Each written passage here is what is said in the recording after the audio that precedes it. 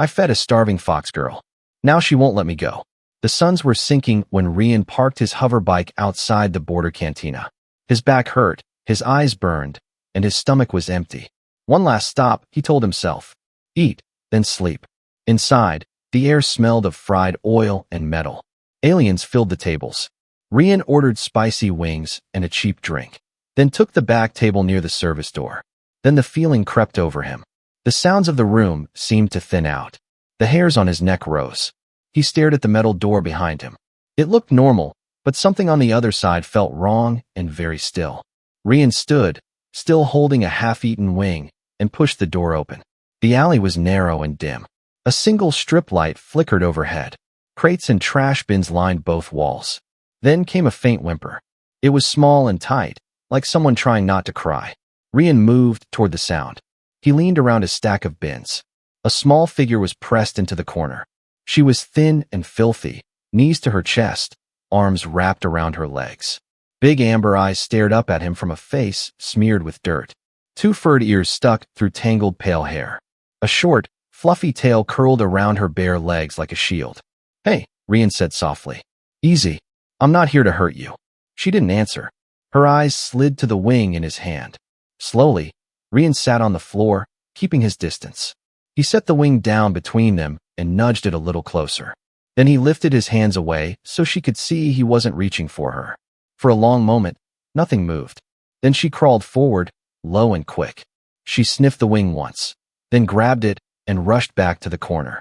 She ate in sharp, fast bites, eyes never leaving his face. When the bone was clean, she licked her fingers and stared at him again. Still silent, still ready to run. I know a place in the city, he said quietly. Beds, food, doctors. They could help you. At the word place, she flinched. Her ears flattened. No, she whispered. Her voice was rough. No cages. No chains. He could walk away. Go back inside. Pretend he never opened this door. But the picture of her alone in the alley would not leave his mind. Okay, he said. No cages. No chains. You can come with me instead. Just for tonight. He stood and stepped back toward his bike. When he looked over his shoulder, she was already following. Bare feet silent, thin arms wrapped around herself, clean bone clutched like treasure. She didn't ask. She simply stayed behind him. Rian's cabin sat at the edge of the scrub forest, a short ride from town. By the time they reached it, the suns were gone and the stars were sharp above them. He opened the door. A worn couch, a small heater, a cluttered table, nothing special. She stopped at the threshold, eyes wide, tail tight around her legs. It's better than the alley, he said. Come in. She slipped inside, hugging the wall. Rian pulled an old blanket from a crate and spread it on the couch. You can sleep here, he said. It's soft. It's yours for tonight. He poured a cup of hot water and set it on the low table. She held it with both hands, staring at the steam. What's your name? He asked. Silence. He tapped his chest. Rian. Then pointed at her. She frowned, then whispered, Lyra. Lyra, he repeated. Nice name. Later, Rian lay on his narrow bed and stared at the ceiling. His mind kept replaying the word chains. A soft rustle pulled him up. He stepped into the main room. Lyra was curled on the couch, blanket wrapped tight. She was not asleep. Hey, he said. Bad dreams. She swallowed. Scared, she breathed. Rian sat on the floor beside the couch, leaving space between them. You're safe here, he said. No cages. No chains. I promise. She studied his face for a long time. Then, in a small voice, she said, I belong to you now. Whatever had started in that alley was big, and he was already part of it. The first morning light crept through the thin cracks of Rian's cabin. Birds chirped outside, soft and gentle. Inside, Rian woke with a stiff neck and a restless mind. He rose and checked the main room. Lyra was still wrapped in the blanket, but her tail twitched under the fabric. Her eyes were half open, watching the room like a frightened animal ready to sprint at the smallest sound. Rian moved slowly, not wanting to startle her. He boiled water and added herbs and broth powder to make something warm. As the smell filled the cabin, Lyra's nose twitched. Her ears perked up. She sat up slowly and stared at him. I made breakfast, he said. Lyra slid off the couch and crawled forward on her hands and feet. She stopped by the table, sniffing the bowl. This time she didn't snatch it. She dipped a finger into the broth, tasted it, and then began to sip it carefully. Rian watched her, his heart tight. She wasn't just hungry. She was learning trust one tiny step at a time.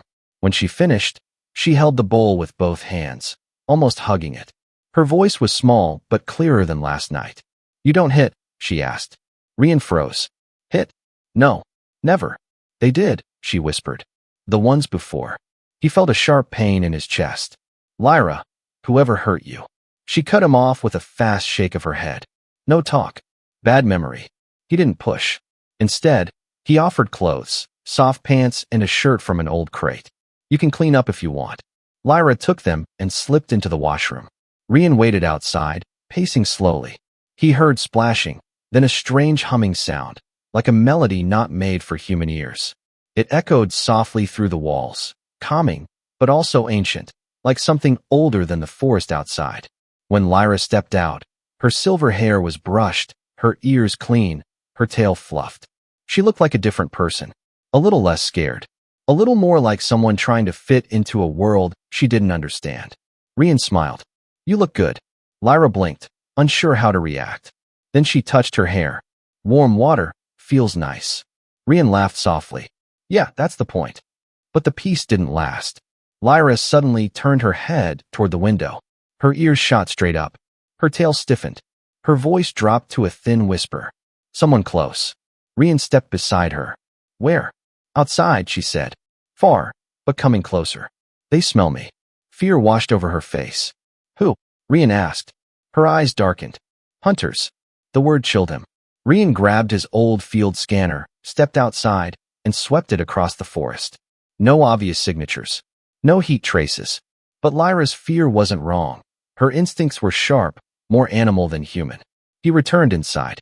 "I didn't see anything." "They hide," she whispered. "They follow scent. They want girls like me." Rian's jaw tightened. "Why?" Lyra hugged herself. "I am last one," she said. "Others caught. Sold. Taken away." Her voice was broken, but Rian heard something deeper. Truth mixed with a pain too heavy for someone her age. He kneeled in front of her. "Listen to me. No one is taking you. Not while I'm here." Lyra stared at him, eyes wide, like she wasn't sure if humans could make promises like that. Then, slowly, she reached for his sleeve and whispered, "You help." No one helped before. Rian placed a hand on her shoulder. "I will." But Lyra wasn't done. She walked to the front door and spread her hands across the wood. She closed her eyes and hummed that same strange melody from the washroom.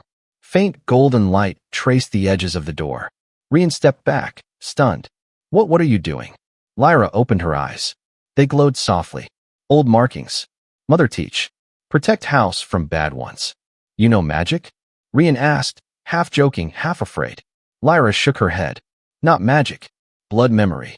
Rian didn't understand, but the fear in her voice told him the truth. Lyra wasn't just a lost girl. She was something hunted, and whatever hunted her was already on its way. Not arrived too quickly. The forest outside Rian's cabin turned still, almost unnaturally silent. Even the wind felt like it was holding its breath. Rian triple-checked the door Lyra had marked with her glowing symbols. They shimmered faintly, soft gold against the wooden frame. Lyra sat near the fireplace, knees pulled up, tail wrapped tight around her legs. She drew shapes on the dusty floor, circles, spirals, star-like signs. Every symbol looked older than any language Rian knew. "What do those mean?" he asked quietly. Lyra didn't look up. "Old wards. My mother draw. Keep bad eyes away." "Your mother taught you all this?" Lyra hesitated, her fingers freezing mid-symbol. "Before they took her." Rian felt the words like a punch in his chest. He wanted to ask more, but the look in her eyes warned him not to. The lights flickered. Once. Twice. Then everything went dark. The fire remained, but the room suddenly felt colder. Rian grabbed a flashlight and moved toward the back hallway. His footsteps sounded too loud in the heavy silence. The breaker box was fine. No reason for the power to fail. He stepped outside to check the generator. The air hit him hard, icy and still. No wind. No rustle. Yet the trees moved, like something brushed past them. Rian swept the flashlight across the forest. Crunch. A footstep. Slow. Heavy. "Who's there?" he called. No answer. He backed into the cabin, locked the door quickly, and pulled the curtains shut. Lyra stood in the middle of the room, trembling. "They're here." Who exactly are they? Rian asked. She pointed to the door, voice barely a whisper. Hunters. Rian peeked through a narrow slit in the curtain. Something, or someone, stood in the yard. A shadow. Not tall, not small. Heavy armor or thick clothing. It didn't move. It didn't breathe. It only watched. Then in a blink, it was gone. Rian dropped the curtain. Lyra, what are they? She hugged herself tighter. Not people. They take. They sell. They came for my sisters. I run. They chase. So they're criminals. Lyra shook her head slowly. Worse. They erase. Rian felt cold. Erase. If they catch me, she whispered, I disappear. No name. No past. No future. He clenched his jaw. Not happening. Suddenly, a loud thump hit the roof. Lyra flinched so hard she fell backward. Rian grabbed his old plasma rifle from the closet. He hadn't used it in years, but the power cell still glowed green. Another thump. Closer. Lyra crawled behind the couch, eyes glowing faintly in the firelight. They climb. They watch from high. Rian aimed upward, listening to the slow crawl of something dragging itself across his roof. Then, nothing. Silence. Hard, heavy silence. Rian didn't lower the gun. Minutes passed. Then, knock, knock, knock. Soft, deliberate knocks on the back door. Don't open, Lyra whispered. I won't, he said, though his heart hammered against his ribs. He crept to the back window and lifted one corner of the curtain. No one there. But deep clawed footprints sank into the dirt. Too large for a normal creature. Too uneven for a human. The tracks led to the edge of the forest and vanished. Rian stepped back, pulse racing. They know where we live. Lyra nodded. They smell me. They follow blood scent. Why you? Rian demanded, desperate. Why hunt a child? Lyra's breath shook. Because I'm the last one. Last of my blood. Last of my kind. Rian stared at her. Last? That makes you rare. Lyra nodded again. Slowly. Fearfully. And valuable. The fire crackled. The room felt too small now. Too fragile. The wooden walls felt like paper, and outside, monsters waited. Lyra suddenly crawled toward him and pressed her forehead to his knee. If they get me, they make me vanish. Like I never lived. Rian placed a steady hand on her head. Lyra, he said firmly, I don't care who they are. They're not taking you. She looked up at him with wide amber eyes, shimmering with fear and something else, trust. You protect me, she whispered. I will, Rian said. I promise. Lyra exhaled shakily, then whispered her first real brave words since he met her. Then I stay and fight. Outside, another thump echoed through the night. The hunters weren't done, and they were getting closer. The next morning rose slow and gray, as if the sky itself didn't want to wake up. Smoke from last night's fire drifted lazily through the cabin. Rian hadn't slept at all. He sat on the wooden porch with his plasma rifle resting across his knees, eyes locked on the treeline. Nothing moved out there. Nothing made a sound. Nothing breathed. That was somehow worse. Inside, Lyra slept curled up under a blanket, her tail wrapped around her legs like a shield. Even asleep, her ears twitched, listening for danger. Rian stepped in quietly and checked the locks again. All sealed. All intact. He didn't know how long the hunters would wait, but they were out there. Lyra woke with a slow blink. When she saw him, she whispered, They still near. How do you know? Rian asked. She tapped her chest lightly. I feel them. In the air. In the bones. That chilled him more than last night's knocks. He grabbed his comm pad and dialed an old contact, someone he hoped he'd never need again. The call connected with static. Then a deep voice answered. Rian? Still alive. Arcos, Rian said sharply. I need information. Fast. About what? A group of hunters near Sector 9. They're tracking someone. A girl. Silence. Too long. Then Arcos spoke in a low, tight tone. Describe the girl. Rian hesitated. His eyes flicked to Lyra. Her ears were lowered. Her eyes stayed on him. Silver hair, Rian said. Amber eyes. Tail. Ears. Scared. Small. A sharp inhale on the other side. Rian, do you know what you found? No. But I'm guessing you do. So talk. Arcos lowered his voice to a whisper. If she matches that description, she might be a Vishari. A what? A race wiped out decades ago. Almost completely. People say none survived. But if she is one, Arcos exhaled. She carries blood older than half the galaxy. Rian went cold. Lyra's eyes widened. She had been listening. If she lives, Arcos continued, there are factions that will want her. Hunters, slavers, councils. They want rare bloodlines erased, controlled, or sold. Rian clenched the rifle harder. They're here already. Then listen carefully, Arcos said. Don't run to the authorities. Don't take her to a station. Don't trust anyone. She's not just a lost creature. You're holding a spark that could start a war. Rian's stomach twisted. Lyra stepped closer, voice trembling. They want me because of my blood. Arcos heard her. Child, if you can hear me, yes. But you're not safe with anyone except someone who chooses to protect you. Lyra's eyes moved to Rian. Arcos lowered his tone. Rian, guard her like your life depends on it. Because it does. The call ended. Rian stood frozen until Lyra tugged gently at his sleeve. I didn't know, she whispered. I didn't know I was special. I only know they chased me. Always. Since the fire. What fire? Rian asked. Lyra took a shaky breath. My home. My family. My sisters. They burn it all because they want the last blood. Me. Rian felt something inside him crack. She wasn't just scared. She was carrying the weight of an extinction. He knelt in front of her. Lyra, listen to me. I don't care what your blood is. You're not alone. Not now. She blinked hard, fighting tears. Rian, I don't want to be special. I want to be safe. You will be, he said. But he didn't get to finish. A deep metallic howl echoed from the forest. Slow. Distorted. Not human. Lyra's knees buckled. He comes, she whispered.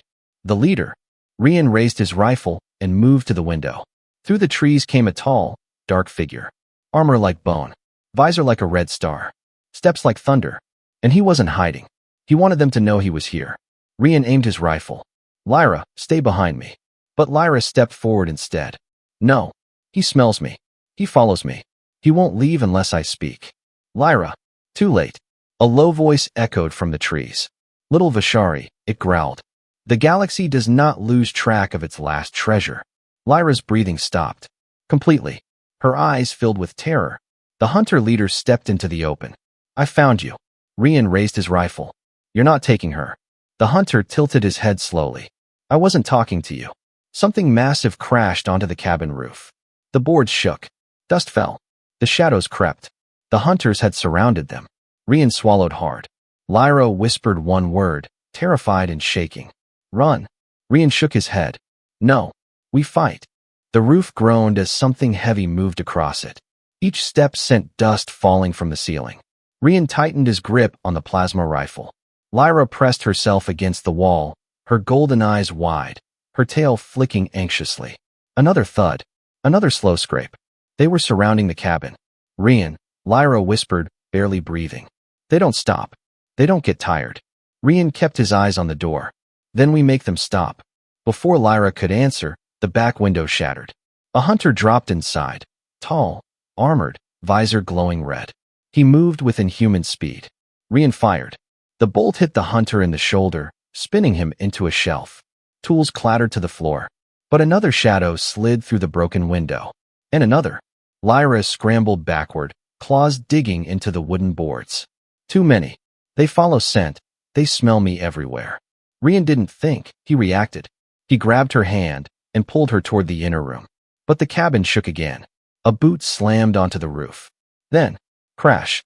The entire top panel gave way, and a large hunter dropped straight through, landing between Rian and Lyra. Rian fired point blank. The shot hit center mass, but the hunter barely stumbled. The leader stepped into the doorframe, blocking their escape. His armor was darker than the others, smooth, polished, almost ceremonial. His visor glowed brighter. Vishari, he rumbled. At last. Lyra choked on a breath. She backed up until she hit the wall. Rian moved in front of her. If you want her, you have to go through me. The leader tilted his head. Human, you don't understand what stands behind you. I don't need to, Rian snapped. She stays. A soft growl rumbled from the hunter's chest. Her bloodline should not exist. I finish what was started. Rian fired again. The leader raised his arm, blocking the shot with a metal plate. The blast splashed across his armor and fizzled out. Then he stepped forward, each step heavier than the last. Lyra trembled behind Rian. Stop, stop, please. The leader ignored her. We erase what is dangerous. What is rare? What should have died with its people? Rian lunged, swinging the rifle like a club. The leader pushed him aside with ease, like brushing off dust. Rian flew into the wall and collapsed, gasping. Lyra screamed. That scream wasn't normal. Not human. Not animal. Something deeper. Something ancient. Golden light flickered in the air around her. Her hair rose as if lifted by a silent wind. Her claws lengthened. Her pupils narrowed to thin slits. The leader froze. Vishari resonance, he breathed. Impossible. Lyra stepped forward. Her small body shook, but the light around her grew brighter. You hurt my family, she whispered. You burned them. You chased me. You made me alone. The leader raised his blade, but his hand trembled. Lyra lifted her palm. Rian crawled to his knees, eyes wide. Lyra, stop. You'll burn yourself out. But she didn't stop. Golden symbols appeared in the air, spirals, circles, lines humming with energy. They spun around her like living light. The hunters pushed forward, confused, panicked, trying to reach her. Too late. Lyra's power exploded. Not with fire, but with force. A shockwave of golden light blasted through the cabin. Hunters flew backward, slammed into walls, crushed against beams, thrown out the windows. Armor cracked. Visor shattered. The leader staggered, dropping to one knee.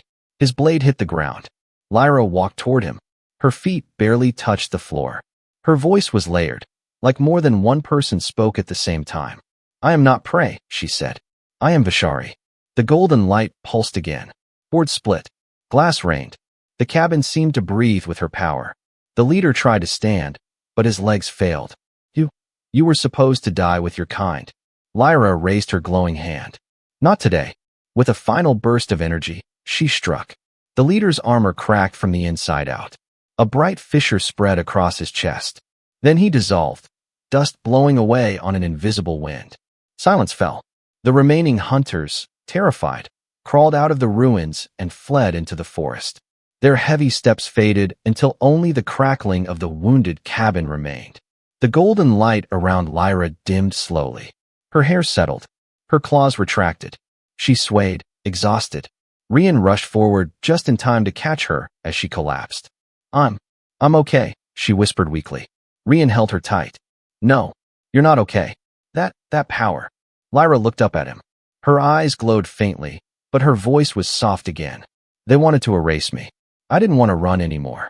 Rian pulled her close. Lyra, I'm not letting you fight alone. Not ever again. She rested her head against his chest.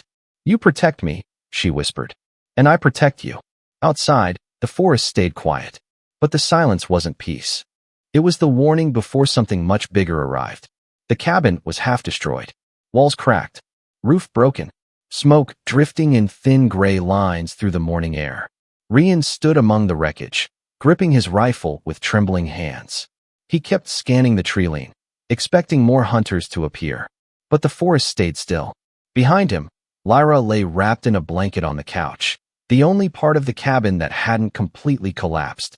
Her breathing was steady, but faint. She looked smaller than ever. Fragile. Drained. Rian knelt beside her. How do you feel? Lyra blinked weakly. Cold, tired. But not scared. Rian brushed hair from her face. You did too much. You pushed past your limit. She frowned softly. I don't understand my power. It hurts, but it feels like my blood remembers something. Rian didn't know what to say. He just held her hand. A sharp beep came from his comm pad. Incoming scan. Unauthorized signal. High clearance. Rian jumped to his feet and pointed his rifle at the doorway. But instead of hunters, a single figure stepped into view. No armor. No weapons. Just a long dark cloak and a calm, unreadable face. Don't move, Rian warned. The stranger raised both hands peacefully. If I wanted to harm you, human, your home would already be ash. Rian narrowed his eyes. Who are you? The cloaked figure stepped closer. His presence felt different, not violent like a hunter, not wild like Lyra. Something cold. Something official. My name is Salas, he said. I am a broker for the Council of Worlds. And I am here for the girl. Lyra jolted awake the moment she heard his voice. She sat up, eyes wide, tail puffed in alarm. No, she breathed. No council.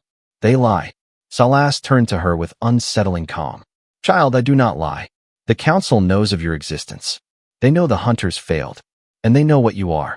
Rian stepped in front of Lyra. She's not going anywhere with you. Salas sighed. Typical human. Brave, but blind. He raised a small metallic cube and placed it gently on the ground. It unfolded with a hiss and projected a hologram into the smoky air. Rian and Lyra stared. It was Lyra, older, wearing ornate armor with gold threads, sitting on a towering throne surrounded by alien soldiers. Lyra whispered, "That's not me." "It could be," Salas replied. The Vishari bloodline ruled entire regions of the galaxy long before the Council existed. If the public learns you survived, millions will rise behind you. The Council knows this, and they would rather place you on a controlled throne than face another war. Rian's grip tightened on his weapon. So they want to use her. Yes, Salas said simply. A puppet queen. A silent leader. A symbol they can control. Lyra's ears drooped. I don't want a throne. Salas crouched to her eye level. For the first time, his voice softened. Child, you do not have a choice. You carry royal blood. You carry power older than any of us. If you reject the Council, they will not negotiate again. They will erase you the same way the hunters tried to. Rian moved between them, fury rising. You think I'll hand her over after everything? After what she suffered? I am not here to take her, Salas replied. I am here to deliver a decision. One she must make herself. Lyra swallowed. What decision? Salas placed his hand over his chest. Kneel to the Council, accept the throne, and live under their protection. Or refuse. He looked directly at Rian. And be hunted by every major power in the galaxy. Lyra trembled. Both choices are traps. Correct, Salas said. But one trap is comfortable. Rian scoffed. Comfortable chains are still chains. The air grew tense. Silent. Lyra slowly stood, legs wobbling, but her eyes steady. She walked past Rian and faced Salas directly. What if, she whispered, I don't want chains at all. Salas blinked. Then you will die, child. Lyra reached down. She picked up the ceremonial dagger Salas had dropped beside the hologram cube. Her small hand closed around its hilt. Rian froze. Lyra, don't. With a swift motion, Lyra threw the dagger into the nearest tree. It sank deep, so deep the handle vibrated. Salas stared at the blade, stunned. Then Lyra lifted her chin. Tell your council, she said quietly, voice steady despite her shaking legs, that if they wanted a puppet, they should have chosen someone else. Silence. Then Salas straightened. Very well. He bowed with surprising respect. I will deliver your answer. He stepped back toward the forest. But before leaving, he turned to Rian. Protect her well, human, he said. For soon, even planets will reach for her blood. Then he vanished into the trees like he had never been there. Rian exhaled shakily. He turned to Lyra, voice breaking. You sure about what you just did? Lyra's tail curled slowly around her. If I kneel now, I kneel forever. Rian placed a hand on her shoulder. Then we run. Lyra nodded. We run. And when they chase, we fight. Outside, the distant hum of engines echoed across the sky. More were coming. Many more. But Lyra didn't hide. She stood tall beside Rian, eyes glowing faintly gold. Ready. The forest was dark when Rian and Lyra finally reached the old transport docks near Outpost Delta. Metal crates lay rusted in the dirt. Abandoned shuttles sat half-buried under vines. Only one ship still hummed faintly with power, a dented smuggler craft shaped like a broken crescent. Rian climbed the ramp first, scanning every corner with his rifle. Inside, someone was waiting. A woman with copper hair tied in a knot, welding goggles pushed to her forehead, and a half-melted wrench in her hand. She grinned. Took you too long enough. Rila, Rian breathed. Thank the stars. Lyra peered out from behind him, nervous but curious. Rila's eyes widened. So this is the kid? The one causing the galaxy to scream. Lyra flinched. I didn't mean to. Rila held up a hand. Hey, I didn't say it was your fault. Just that people are stupid and fear anything powerful. Rian stepped forward. We need off-world. Fast. Rila nodded and tapped the control panel. Engines warmed with a low rumble. Good news is, I owe you a favor. Bad news. The Council activated pursuit protocols 3 hours ago. Anyone with a scanner can track your signature. Lyra's tail curled tightly. They want me dead. Rila corrected her gently. No, kid, they want you owned. Lyra stiffened. Rian crouched beside her. We'll get through this. Together. Lyra squeezed his hand. I believe you. The ship lifted, thrusters kicking up dust. As it broke free of the tree line, Lyra stared out the window. Dark clouds drifted beneath them. The planet looked small, too small for the danger hunting her. They rose into the upper atmosphere. Stars scattered across the black sky. Lyra sat silently, watching the lights. Rian, am I doing the right thing?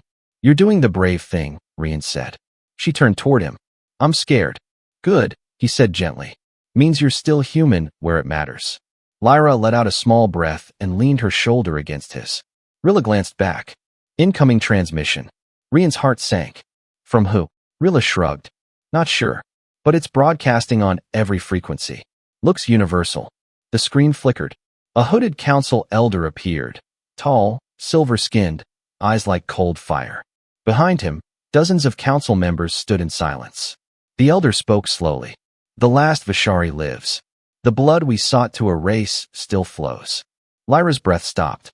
The elder continued. To the child who refuses our throne, you defy order, tradition, and peace. Rian stepped protectively in front of Lyra, but she tugged his shirt and whispered, Let me hear. The elder raised his hand. If you kneel now, we will accept you. If you flee, you will be hunted, feared, and blamed for the wars to come. Rilla slammed her palm on the console. Manipulating cowards. Lyra closed her eyes. They fear me, not because I am dangerous, but because I remind them of what they tried to bury. Rian whispered, What do you want, Lyra? Truly. She opened her golden eyes slowly. I want to live. I want others to live. I want no more burning homes. Rian nodded. Then answer them. Lyra stepped in front of the camera. The council elder leaned closer, surprised she dared to speak. Lyra lifted her chin. My name is Lyra of the Vishari. The elder froze. You took my family. You hunted me like an animal. You tried to erase me. Her eyes glowed softly.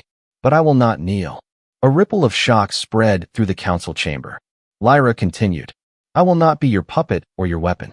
If the galaxy must change because I live, then let it change. The elder hissed. You choose rebellion. Lyra shook her head. I choose truth. You fear it. I won't. She ended the transmission. Rilla let out a long whistle. Kid, that was bold. Rian pulled Lyra close. You just declared war. Lyra whispered. No, they declared it long ago. I simply stopped hiding.